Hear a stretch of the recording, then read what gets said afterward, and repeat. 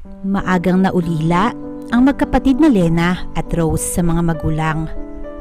Naaksidente ang jeep na sinasakyan nila paluwas sana ng Maynila dahil galing sila ng probinsya sa Aurora. 15 anyos pa lang noon si Lena at 10 taong gulang naman ang bunso niyang kapatid.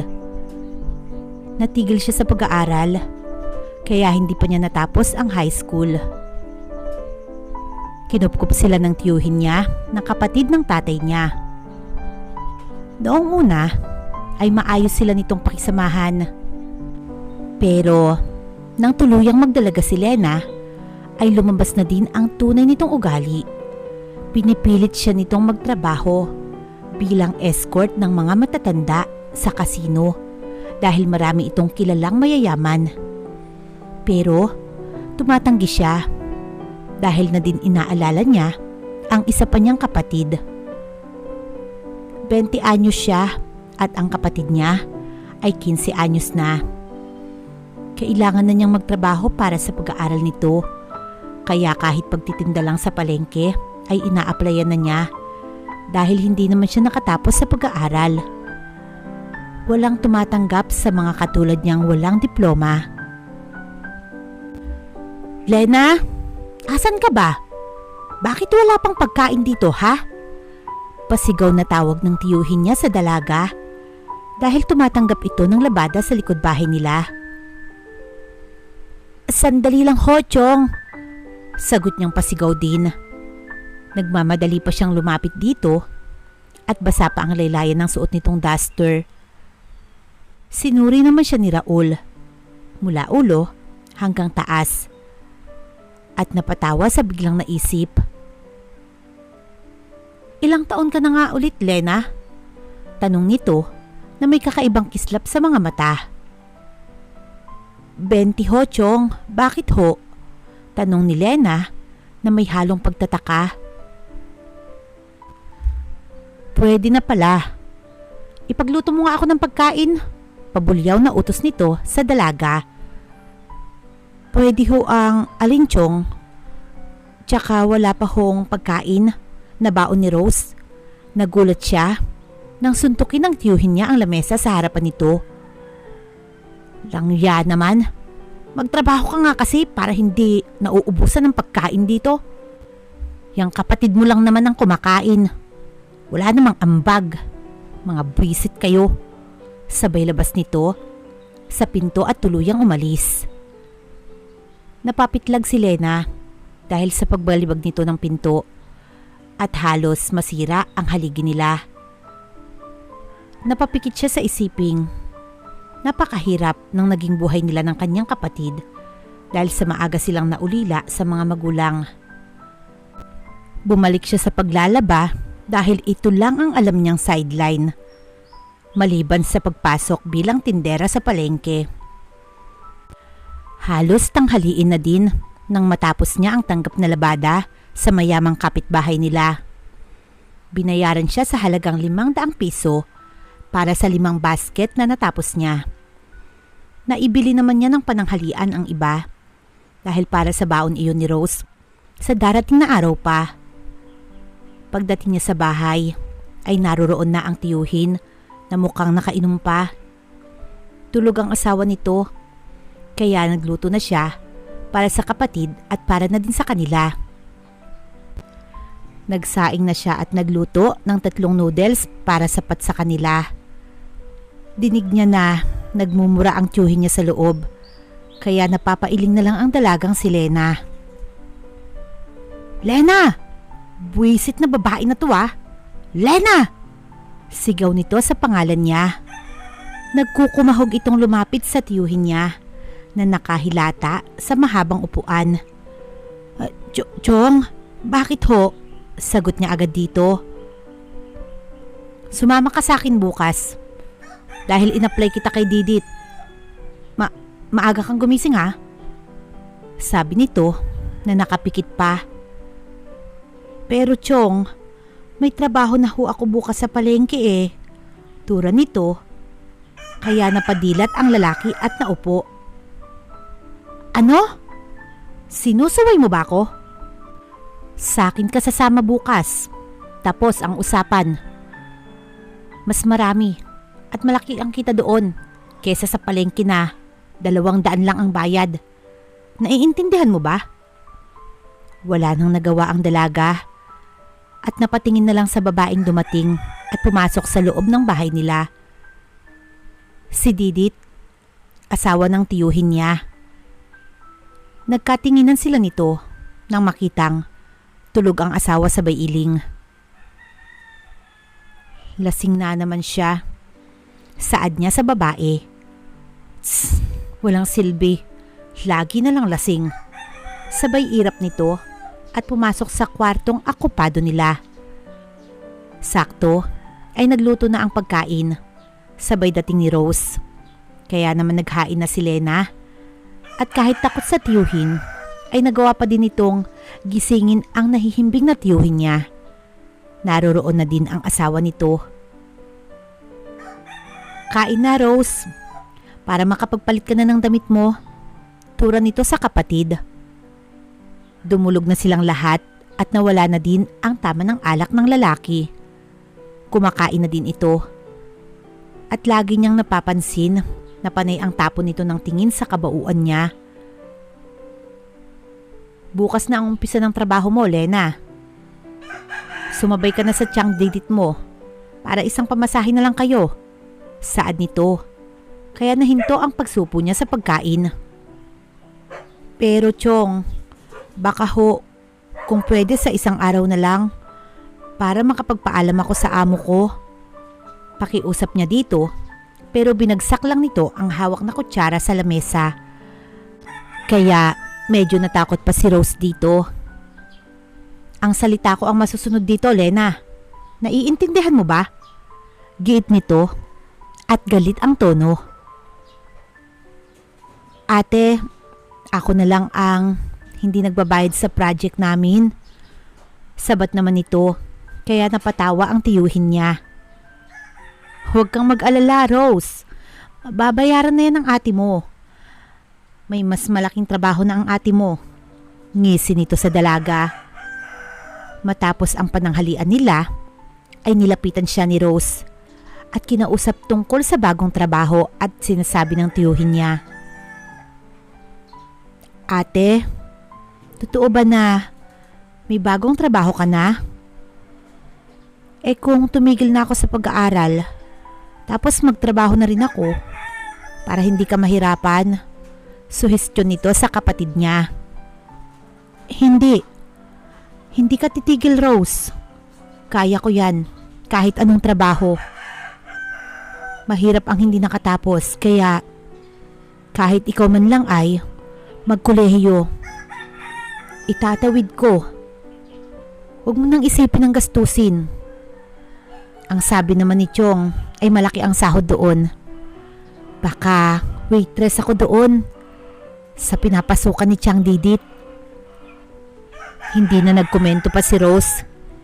Hinayaan na lang niya ang ate niya at bumalik sa kwarto nilang dalawa. May lead na ba sa mga bugaw dito? Si Franco, isa sa may pinakamataas ang ranggo sa buong kapulisan ng Maynila. 40 anyos at isang binata. Kilalang mapaglaro sa mga kababaihan dahil minsan na din itong niloko. Sa ngayon wala pa po, sir, pero patuloy po kaming nag-iimbestiga. Sa club kami mamaya para makita kung may mga minor de edad at binubugaw doon. Good. Basta tawagan niyo lang ako. Uuwi lang ako ng mga ilang araw sa rancho sa Tagaytay. Kaya kayo muna ang bahala dito. Saad ni Franco sa mga tauhan niya. Nung kinagabihan, ay binulabog sila Lena ni Raul sa paggising. Pilit siya nitong pinagbibihis dahil unang araw daw ng trabaho niya kasama ang asawa nito. Chong, akala ko ho ba bukas pa? Bakit ho ngayong gabi na agad? Naguguluhan ang dalaga dahil malalim na ang gabi. Basta magbihis ka, Lena. Ang dami mong tanong. Hinihintay ka na ng tiyang mo sa labas. Bilisan mo dyan. Pagtataka ang lumarawan sa mukha nilang magkapatid pero Sinunod lang siya nito. Bumalik ulit si Raul sa kwarto nila at hinagis ang sosuotin niyang damit. Nang iladlad ito ng dalaga ay halos lumuwa ang mga mata nila ni Rose. Ate, yan ang isusuot mo? Ano ba ang trabaho mo doon? Tanong nito sa ate niya. Hindi ko din alam, Rose. Pero baka nga waitress ako doon at ganito ang uniforme nila. Sige na. Matulog ka pa at magbibihis na muna ako. Iniwan niya ang kapatid at nagtungo sa banyo. Naroroon ang tiyahin niya at maging si Raul ay naroon din. Bilisan mo para hindi kayo mahuli ng tiyang mo. Utos nito na ikinatango niya.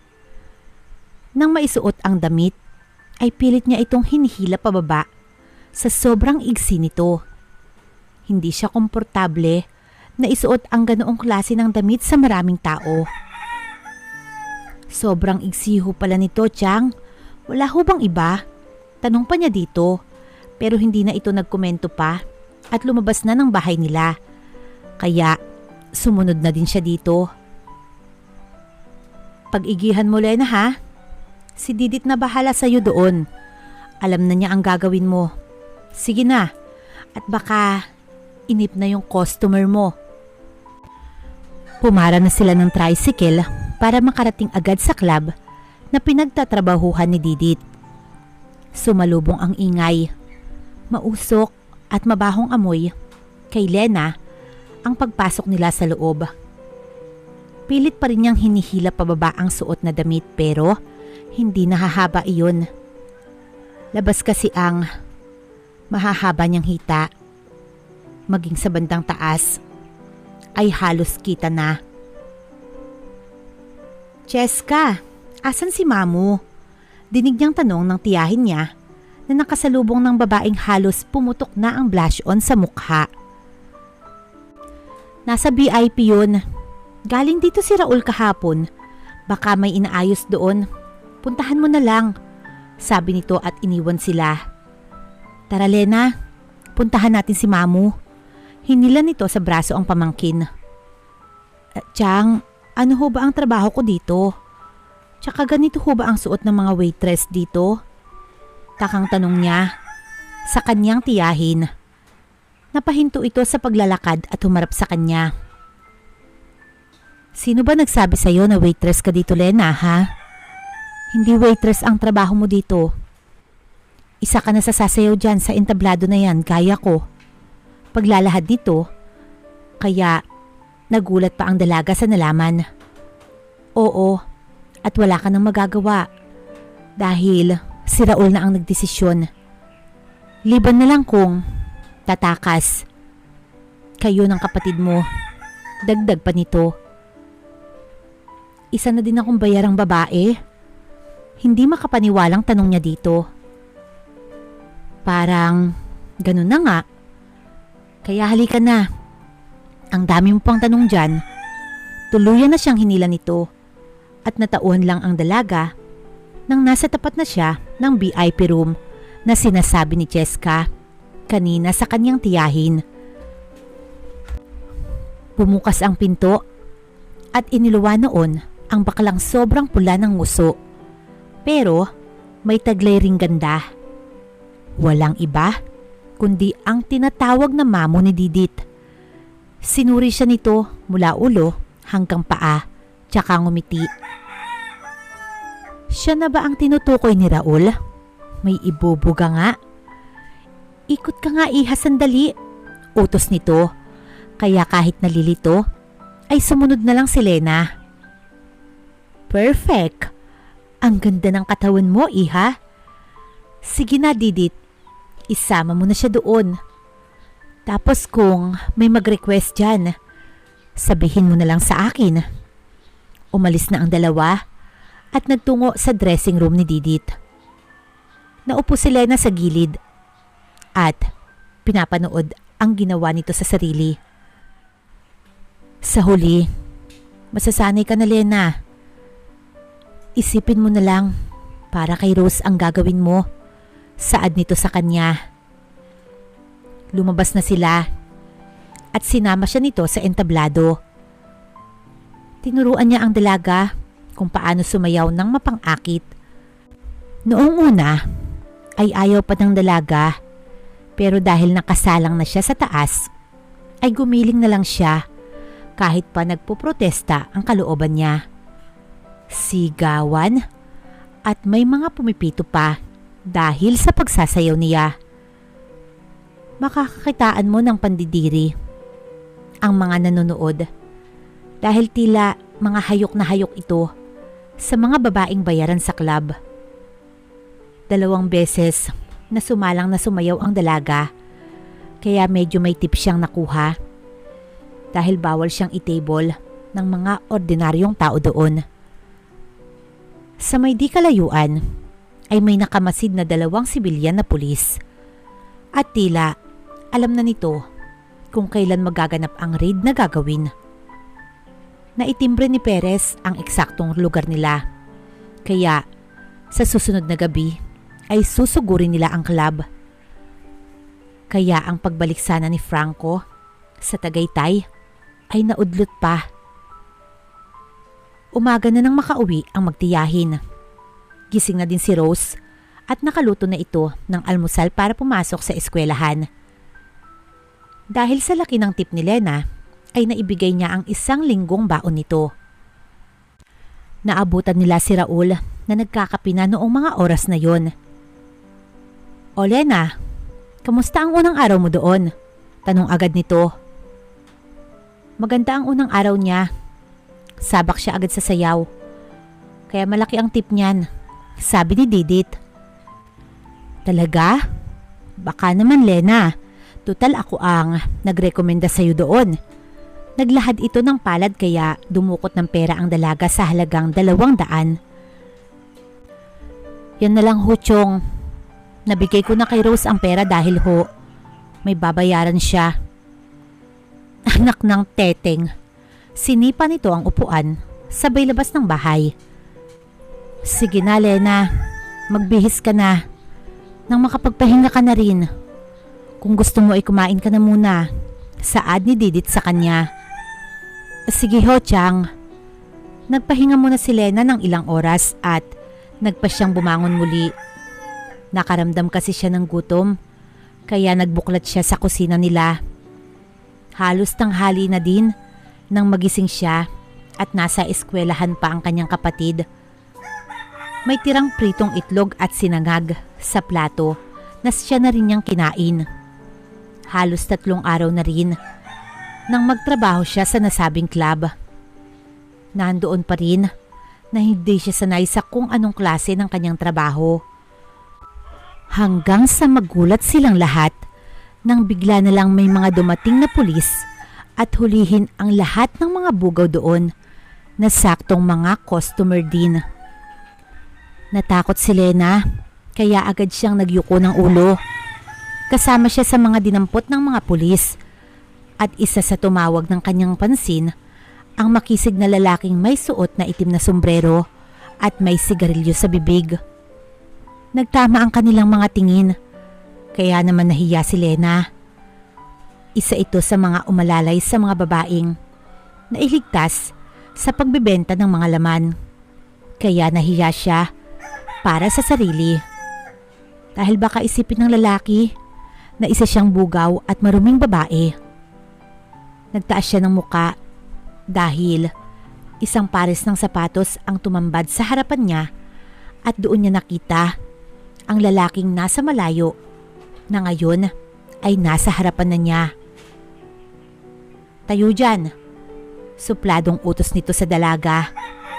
Kaya naman dahan-dahang tumayo si Lena habang yakap ang sarili. Nagulat ito nang ipatong ng lalaki ang suot nitong jacket sa likod niya para matakpan ang lantad niyang katawan. Nakasuot lang kasi siya ng manipis na damit at hapit sa katawan. Tumingin pa siya dito pero nakatikwas naman ang ibabang labi nito. Uhulihin at ikukulong niyo ba kami, sir?" Nahihiyang tanong nito sa lalaki. Ano sa palagay mo, miss? Ang daming trabaho, bakit? Puro ganito ang pinapasok nyo. Sige na, lakad. Matigas na ani ni Franco sa dalaga. Bahagya siya nitong itinulak para maglakad. Nakita niya ang tiyahin na nakasakay sa patrol, kaya sasakay na sana ang dalaga nang pigilan siya nito at doon sa sarili nitong kotse pinasakay. Nagtataka man ay hindi na lang siya nagprotesta. Bakit po hindi ako sa patrol sumakay? Nandoon po ang tiyahin ko, sir, sabi nito kay Franco. Puno na sila kaya dito ka na sa akin. Tipid na sagot ng lalaki. Sir, hindi ko naman po talaga gusto itong trabaho. Ang tiyong ko lang po ang nagsabi na magtrabaho ako dito. Turan niya kay Franco kaya muntik pa siyang mauna sa kotse sa lakas ng preno nito. What? Tanong niya dito. Ang tiyong ko lang po ang nagpasok sa akin sa club. Dahil nag-aaral ang kapatid ko kaya po wala na din ako magawa. Hindi naman po kasi ako nakapag-aral kahit high school. Mas mabuti palang hindi ka na umuwi sa inyo. Ibinalik nito ang sasakyan at dumiretso sa sarili nitong bahay. Bakit po tayo bumalik, sir? Hindi niyo po ako ikukulong? Tanong nito kay Franco. Hindi na. Hindi ka na rin uuwi. Sa akin ka na lang magtatrabaho kung gusto mo. Para hindi ka na makulong. Sabay sulyap nito sa dalaga. Ano po bang trabaho, sir? Kahit po ano basta. Wag lang po sa club. Payag po ako. Good. Be my maid. At kung gusto mo pwede ka ding bumalik sa pag-aaral. Turan nito sa kanya. Paano po yung kapatid kong si Rose? Mag-aalala po sa akin yun eh. Pwede po bang balikan ko siya bukas din? Wag mo na, miss. Kahit after 3 days mo. Puntahan mo na lang ang kapatid mo. Hindi naman siguro pababayaan ng tiyuhin mo yun, hindi ba? Sabi nito kay Lena. Sige po, sir. Tahimik nilang binaybay ang daan pauwi sa bahay ni Franco. Kaya naman nakaramdam ng hiya ang dalaga dito. Hindi naman niya ito kilala ngunit magaan ang loob niya sa lalaki. Napanganga pa si Lena nang bumungad ang malapalasyong bahay ng lalaki sa kanya. We're here. Ito na po ang bahay niyo, sir. Paano ko po ito malilinis? Sobrang laki. Napatawa ng pagak ang lalaki at iniwan siya sa labas. Sinalubong si Franco ng isang matandang babae na tingin niya ay may mataas na tungkulin sa bahay nito. Kayo nang bahala sa kanya, manang. Saad nito sa matanda, kaya tumango ang kausap nito. Halika na, iha, at nang makapagpahinga ka na, yaya nito sa kanya, kaya kahit nahihiya, ay sumama na din siya dito sa loob.